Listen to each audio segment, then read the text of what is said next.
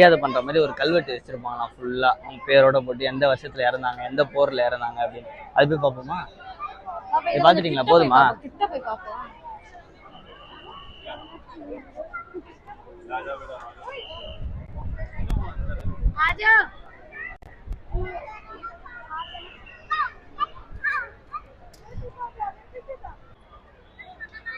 எகிரி ஏறி குச்சி உள்ள போயிடாதம்மா, சுற்றுவாங்க. ஆமா, கையில கன் வச்சிருக்காங்க பாருங்க மிலிட்டரி எல்லாம். ஆமா, இந்த மாதிரி கட்டடம் உங்களால கட்ட முடியுமா?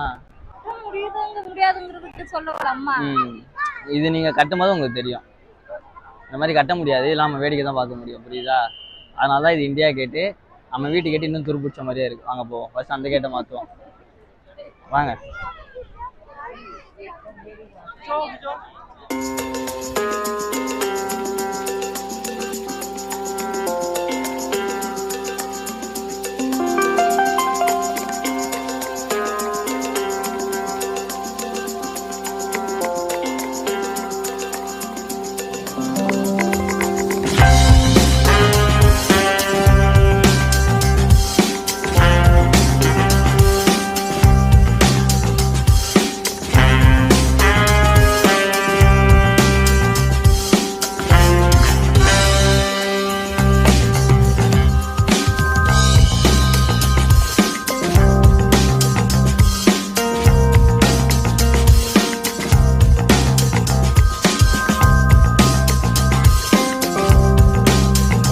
அப்படின்னு நினைச்சிட்டு இப்படி சுத்தி அந்த பக்கமும் வந்தோம். ஆனா இப்பதான் தெரியுது, இங்க பார்த்தா குட்டியோண்டா எக்ஸிட்னு ஒரு போர்டு வச்சிருந்தாங்க. அப்படியே இங்க வாங்கல,